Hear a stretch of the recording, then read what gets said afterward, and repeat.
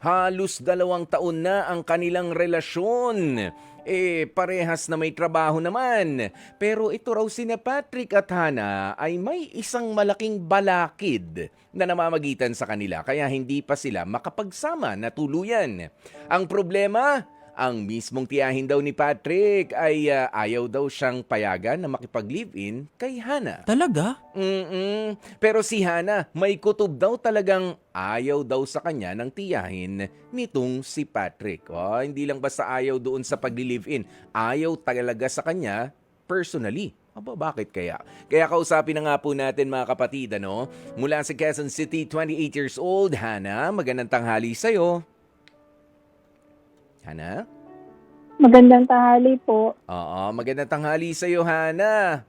Ayan na. Tama ba? Meron naman kayo parehong hanap buhay na nitong si Patrick, ang iyong boyfriend. Meron na po, Kuya Poy. Okay, ganito, Hannah. No? Tatanungin ko lang, bakit naman, wala na ba magulang itong si Patrick at namumroblema ka sa tiyahin niya? Wala na po. Yung tita niya po ang nagpalaki sa kanya. Tapos nagpaaral din. Halos yung tita niya na po yung bumuhay sa kanya. Yes. Okay. Ganoon naman pala yun. Pero meron bang mga anak din na sarili itong tiyahin niya? Meron naman po. Sige. Okay, 2 taon na ang inyong relasyon. Ikaw naman ay meron ding inuuwian na pamilya, tama? Opo. Okay. Sino ba nagyayaya na kayo ay mag-live-in na? Ako po, Kuya Poy. Bakit? Siyempre, 28 years old na ako. Tapos, may sarili naman akong trabaho. Parang gusto ko na po magkapamilya. Kaya po, inaaya ko si Patrick na mag-live-in na kaming dalawa. Live-in na. So, parang testing the waters na. Ganun ba yun? Opo. Susubukan Opo, nyo parang na. Kung kaya na. Pero live-in lang, pakikipag-live-in ba ang sagot talaga? At ito bang si Patrick ay sumagot sa'yo at nakikita mo sa mga mata niya na ready siya? Ayun nga po, Kuya po, hindi po siya pumapayag. Kasi nga po yung tiyahin niya, hindi ayaw na makipag-live-in na si Patrick kasi 24 years old pa lang daw siya. Medyo bata pa daw para makipag-live-in o magsama kaming dalawa. Alam mo, yung edad mo na 28 years old, bata pa rin naman yan. Okay? Ang ipinagtataka ko lang, hindi lang naman sa'yo, Hannah, kahit doon sa iba, bakit magre-resort na? Bakit kayo pupunta na ron sa pakikipag-live-in? Pwede naman na mag-boyfriend kayo, mag-girlfriend, nagsusunduan, ganyan. Sobrang magkalayo ba yung lugar ninyo? Hindi naman po ganun kalayo, Kuya Poy. Pero ikaw ba, siguradong-sigurado na talaga na itong si Patrick ang pipiliin mo mapangasawa? Opo. Pero si Patrick ba? Maganda kasi. Alam mo, itong si Patrick tinatawagan din namin, pero nagre-ring. Nasa trabaho ba siya? Opo, Kuya Poy. May trabaho po siya ngayong araw. Ewan mo o alam mo meron? Hindi ko lang alam kung pumasok siya, pero ang alam ko may pasok siya kapag weekdays. Okay. Pero nagre-ring naman yung phone niya kasi kung ikaw ay sigurado na at gusto nang makasama itong si Patrick habang buhay, ano kaya yung sagot naman talaga ni Patrick? Alam mo kanina, kaya ko tinanong, ito ba si Patrick ay ganun din ang sagot sa'yo o na gusto kanya makasama, baka naman ginagawang alibay lang na, tita, tulungan mo ko, hindi pa ako handa. Ikaw na yung medyo kumontra-kontra. Meron bang ugaling ganun si Patrick na, alam mo na, medyo hindi pa siya ready talaga eh. Ikaw lang ang ready, pero hindi niya masabi sa'yo ng diretsa. Lagi niya pong sinasabi sa akin na mangi siya ng advice sa tita niya. Tapos kapag napapag-usapan ulit namin, ayun nga po, ayaw nga daw pumayin niya. Ganyan po palagi yung niya. Rason. Hindi ko lang din po alam kung ayaw niya talaga o ayaw ng tita niya. Pero feeling ko kasi parang ayaw ng tita niya po. Dahil nga po sa ilang taon yung gap namin dalawa. Hindi rin naman masyado malayo yung 4 na taon kasi itong si Patrick ay 24 years old lang, tama? Opo. O ayan. Okay, sandali. Nababother lang. May nagmamine dito sa ano natin, no? Sa live streaming natin. Nakakatuwa. Okay. O baka mine na, Hana, doon ka na lang daw makipag-live-in. Ayan, pero hindi. Mabalik nga tayo dun sa usapin na yun. Wala na bang ibang paraan talaga? Nawawalan ka na ng gana sa relationship na meron kayo nitong si Patrick kung hindi lang rin kayo magli-live-in? Hindi naman po Kuya Poy, pero parang sinasuggest ko nga po sa kanya na pwede na kaming magsamang dalawa. Ganun po. Gano'n nakatagal ba itong Pero sa suggestion akin, na ito? parang wala. Gano'n nakatagal? Ano po ulit? Gano'n nakatagal na nagsasuggest ka? Medyo matagal na din po. O, 2 years pa lang kayo eh. 'Di ba? 2 years pa lang. So, kailan? Last Opo. year lang? Mga ano po, bago po mag-isang taon kaming dalawa. Gusto mo na talaga na na magsama kayo. Nga lang, hindi pa rin. Pero alam mo, tama rin naman para sa akin ha. Yung sinasabi mo na itong si Patrick ay nagpapaalam pa rin syempre dun sa tiyahin niya. O dahil alam mo kapag ka nagpakasal itong si kayong dalawa, kapag ka nagpakasal kayo, itong si Patrick kailangan pa niya ng consent mula sa guardian niya. Guardian niya, yung tiyahin niya. Sa magulang o sa guardian until ikaw ay 25 years old. So medyo bata-bata pa rin, may pipirmahan pa rin sila. Okay? May ganyan yan eh. Ikaw, pwede ng oo dahil gusto mo na. Yan. Pero alam mo, tama lang naman yun, yung payo. At ano ba yung ipinapayo ng tiyahin nitong si Patrick? Lagi niya pong nasasabi na, ayun nga po, masyado pa kaming batang dalawa. Marami pa po kaming gagawin, mga ganung bagay po. Ikaw ba sa ganito, sige ha, mamaya natin balikan yan. Gusto ko pa rin makausap kasi itong si Patrick na tinatawagan pa rin natin ngayon ha. Ikaw ba, baka lumakas lang ang loob mo Hana, nito nagkaroon ka na ng trabaho at nakahawak ka na ng sarili mong kwarta. Meron ka na ba talagang ipon para sa future? May sapat na ipon naman po. May investment din po. Ganun po. Ano yung sapat na ipon na sinasabi mo? Meron ka ng mangungupahan ba kayo kapag ka nag-live-in kayo? O meron na kayong rent-to-own na bahay na nakita kung sakasakali? Meron po akong sariling bahay po na kinuha ko nung isang taon po. May rent-to-own po ako. Doon ka na tumitira, hindi pa? Doon na po. So doon mo na siya niyayaya, itong si Patrick? Opo. Oo.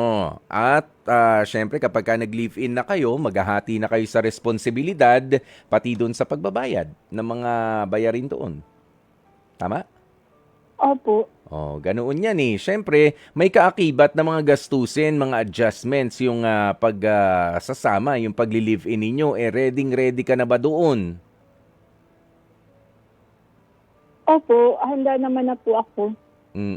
Nga lang, itong si Patrick ang hindi pa at yung kanyang tiyahin. Kumusta ba ang relationship mo dito sa tiyahin ni Patrick? Lagi ba siyang parang naka-smid sa'yo, nakasungit? O hindi naman? Parang nanay lang na sabihin na natin na medyo traditional ang pag-iisip. Baka naman gusto, ikasal muna kayo bago kayo magsama. Casual po yung treatment sa akin ng tita niya. Kapag dumadalaw kami sa kanila, okay naman po, inaasikaso naman po kami. Naaasikaso na maayos, na kapag hindi ka naman dinadabugan, 'di ba? Yung hindi naman Hindi naman po. Hindi naman, 'di ba? Nga lang, kumbaga dahil kapag ka lumalapit at nagpapaalam itong si Patrick, ay nabibigyan niya ng payo ang kanyang pamangkin na pinalaki siya na ang nag-alaga kay Patrick. Kaya sinasabi, naku, wag na muna. Magtrabaho na muna kayo. Baka naman kasi sa sitwasyon ni Patrick, siya naman nag-uumpisa pa lang rin sa paghahanap buhay niya.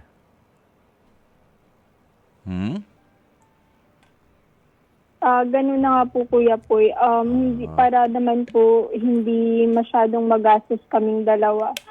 Oo. Kaya lagi ko siyang sinasabihan na magsama na lang kaming dalawa, ganyan para hindi magastos, Mm. para yung ano niya na lang pamasay papunta sa akin, pwede naman niya ibigay sa tita niya. Oo. Ganun po. Pwede Oo. niya isuporta sa tiyahin niya o sa mga pinsan niya po. Mm. Okay. May mga ganun naman pala, ano? Kung titignan natin, ha, medyo kumbaga parang gagaan yung buhay sa nitong si Patrick. Sa totoo lang, tama? Hana? Nga lang, hindi niya pa rin pinipili yun dahil Opo. gusto niyo nga siguro na, ay hindi, ganito na muna. Baka naman pwede. Ganito muna until such time na tayo ay magsama na talaga. No? At ready na rin ako, no, ng buong puso at ready na rin at ramdam na rin ng mga taong nakapaligid sa akin. Oo, na kumbaga ay nakapagtapos sa pag-aaral itong si Patrick. Nasa yung career niya ba ang Opo. pinagpapatuloy niya ngayon, 'di ba? Kasi Opo. alam mo naman kapag ka nag-live-in na mag-iiba na yung mag-iiba na rin yung attention mo kung nasaan na, para ka na talagang may asawa. 'Di ba? Eto, kausapin muna natin isa sa mga kapatid natin mula sa Malabon, si Angel. Ano ba masasabi niya sa sitwasyon na kinaroroonan niyo nitong si Patrick? Sige, Angel, magandang tanghali sa'yo. Hello po, good afternoon po. Ano masasabi mo dito kay Hana na gusto na makipag-live-in, nga lang, yun daw tiyahin nitong si Patrick yung ayaw pa, pinipigil-pigilan pa sila. Kahit pa nga sabi ni Hana, handa naman na po kami na mag-live-in. Siguro, ang advice ko lang po, decision po kasi ng dalawang magkarelasyon yung live-in. So, dapat, decision po nilang dalawa kung kaya na po nilang panagutan yung isa't isa. Kasi po, yung tiyahin po kasi, labas po talaga siya sa buhay nilang dalawa. Pero bilang ako, nagkaroon na rin po ng relasyon, sa ilang years na po ba? Tama, 2 years na po sila, no? 2 years na mag-on. Relationship po nila. 2 years pa lang. Apo. Yes po. Yung 2 years po kasi na yun, para sa akin is maaga pa po para mag-live-in. So kung ako po ang mag-a-advise, sana po, bigyan pa po nila na pagkakataon yung relasyon nila na konting panahon pa po para po mag-decide po ulit sila na mag-live-in na po talaga. Kasi po marami po tayong i-consider pag nag-live-in eh. Yung career po ba nila, okay na? Stable na po ba yung mga income nila? Yan. Tapos po, pangatlo, naging masaya na po ba sila sa buhay single? Nag-travel na po ba sila? Na-enjoy na po ba nila yung isa't isa? Ganun po yung ma-advise ko. Sana po mapag-isipan pa po nila at bigyan pa po nila ng panahon. Kasi kung sila naman po talaga, wala na po magagawa ang universe kahit kita pa po nila. Ayan, sa pagkalaki-laking universe, may pakialam pa rin sa kanila, di ba? Oo, at Opo. kumbaga ay hindi pa eh.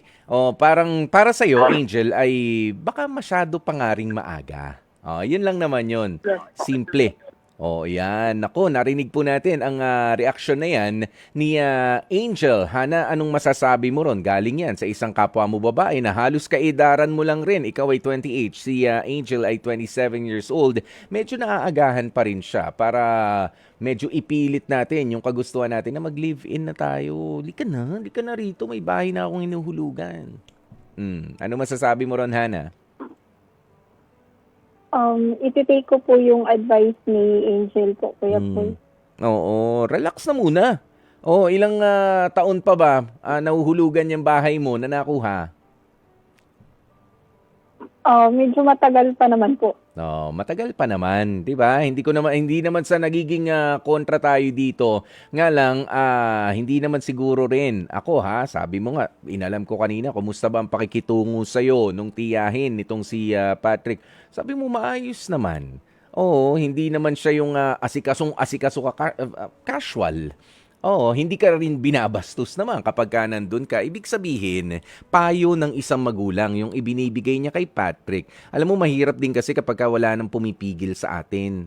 Hindi yung sige lang tayo ng sige sa mga desisyon natin sa buhay because feeling natin meron na tayong trabaho. Feeling natin ay stable na tayo. Feeling natin kayang-kaya na natin. Pero minsan maganda rin yung na-check tayo at medyo hindi not necessarily ko kontrahin at kailangan mong tumigil doon sa pagkontra na yun. Kundi, i-check mo nga lang rin yung sarili mo. Baka naman overly confident lang ako ngayon dahil meron ako eh. Dahil kaya ko eh. Feeling ko, ready na ako. Pero doon mo makikita yung mga anggulo sa buhay, sa relasyon, at sa pagyayaya, sa pagli-live-in o sa pagpapakasal na, parang hindi ko nga nakikita itong mga ganitong klase ng anggulo. Na baka kapag ka nga, sige, natuloy ang pagli-live-in, after a week, naghiwalay. Bakit? Hindi pa pala siya marunong mag-ayos ng kanyang mga maduduming damit. Uy, narinig mo ba yon, Hana? May tumawag dito niyan. 'Di ba? Nagli-live-in sila, hindi marunong magligpit ng pinagkanan. Nagiging problema pa yung mga ganyan. Papaano kapag ka ganun si Patrick, kaya mo ba 'yon na meron kang kasama sa bahay na 'yon? Sabi mo, ay, uwi ka na lang. Tinesting ko lang eh. Payag ka? Hana? Hindi po. 'Di ba? Hindi po. Mahirap. Mahirap kapag ka ganoon. Lalo na kapag ka napipilitan o labag sa loob pa o hindi pa talaga buong-buo yung loob nga nung karelasyon mo para sa pagli-live-in at sa pagpapakasal. Bakit hindi mo pag-ipunan, hindi nyo paghandaan yung pagpapakasal muna bago yan live-in? Ha? Opo, Kuya Paul. Ititake ko po. Ano no? Advice. Yun muna. Ititake ko po as advice po. Ang hirap kasi no, yung iba ginagawa yung pakikipag-live-in na tetestingin natin, magki-click ba tayo, parang love team sa mga sa mga pelikula. Pagka nag-click, sige, gawa tayo ng pelikula, gawan pa natin ng part 2, part 3. Ayan, pero kapag hindi nag-click, wag na, uwian na ulit tayo. Ganun na lang ba yung buhay? Hindi natin natetest yung loyalty natin. Hindi natin natetest yung pasensya natin sa yung staying power din natin sa isang relationship. Kumbaga nawawala na dahil hindi natin inaay yung marriage. 'Di ba? Mahirap yung testing. Sige, tumagal na. Tsaka na lang tayo magpakasal. Pagka sigurado na. Bakit? Hindi mo ba mai-commit yung sarili mo? Hindi mo ba kayang tanggapin ang imperfections ng partner mo? At ikaw ba ay hindi mo rin kayang i-adjust ang sarili mo? Kapag ka hindi nag-click, palit. Kapag ka hindi, palit. Parang cellphone na lang ang mga tao. Parang ang pangit, di ba? Hana? Ganoon. Okay? Eto, basahin ko lang yung ilan sa mga reaksyon. Sabi niya, Mario Leyva Jr., hayaan mo itong si Patrick na magyaya sa'yo para mas mainam kung kasal. Wag yung mag-live-in kayo. Nasa hustong edad na kayo, pwede na kayo magdesisyon. May mga trabaho na rin naman kayo. Okay? Ayan, nasan pa ba yung mga nandito? Si Gail Enriquez, sabi niya, naku, wag magmadali, Hana. Kilalanin niyo muna ng mas maigi pa ang bawat isa. At syempre, sabi naman ni Maru Gara, bilang isang babae na nakipag-live-in and eventually kasal ng 25 years old, may papayo ko lang sa iyo na madami pang dapat pag-isipan at i-consider bago ang pakikipag-live-in. Hindi lang puro financial ang pinaghahandaan. Napakalaking commitment ang pakikisama sa isa pang individual. Yan, napakaganda po yung sabi, Hana, nitong si Maru Gara. Mas bata pa siya sa'yo. Nakipag-live-in. Narinig mo ba yon? Ang dami pa. Hana? Opo, naririnig ko po. Ala ko, iniwan mo na ako. Naririnig ko po. Iniwan nyo na ako ni Patrick. Si Patrick di sumasagot, pero hindi, nasa trabaho nga siguro si Patrick. Pero salamat. Nag-ring naman ng ring yung phone niya. Buti buo pa yung phone. Okay. Ayan yung mga preparasyon, hindi lang dahil nga ready ka na financially. Pwede na to. Are you emotionally and spiritually ready? to get into that kind of commitment ng pakikipag-live-in or better yet, yung marriage. Yan, Hana, ang mas paghandaan ninyo. Okay? Meron ka Okay. bang message Salamat, para kay Kuya Patrick na hindi man natin nakausap ngayon? Sige. At para doon sa tiyahin niya, dyan sa naging issue ninyo, ito na ang pagkakataon mo naman, Hana. Kung nauunawaan mo na ba ngayon yung mga akala mong issue, pero paalaala lang naman pala. Reminder mula sa tiyahin at dito rin sa yung boyfriend na si Patrick. Go ahead, Hana. Para po kay tita po, salamat sa advice mo. Or kung hindi ka po pumapayag, alam ko may good intention ka. Thank you po. Kay Patrick naman po, naiintindihan ko na ngayon. Pasensya ka na. Ayun, I love you po. I love you po. Paano ulit yung lagyan mo naman ng sweetness naman yung pag-I love you mo naman kay Patrick. Naiyak po ako. Ha? Nahiya po ko eh. Oh, yan. Katulad niyan. Pagka nag-I love you, sa gusto mo na makasama, hindi ka na dapat nahihiya. Ay, talagang binigyan ko pa ng ibig sabihin eh. No? Sorry. Ayan, pero hindi. Sige. Oh, Hana, nako, good luck sa inyo, no? At syempre, ang iyong heart decision ay push lang. Tuloy na tuloy ba? Ano ba? H-E-A-R or letter T? H po, half and half po. Half and half, meaning? Sige, ganun na muna. May tampo ng konti, pero sige lang. Sa'yo pa rin ako. Opo. Konti. Ayun lang. Half and half ang desisyon. Sige, iproseso mo na maigi ha sa iyong isipan. At para mas malinawan ka pa sa mga issue na hindi naman pala talaga issue, bagkus ay paalaala lamang sa atin ng mas maganda ang kinabukasan pa ng inyong relationship.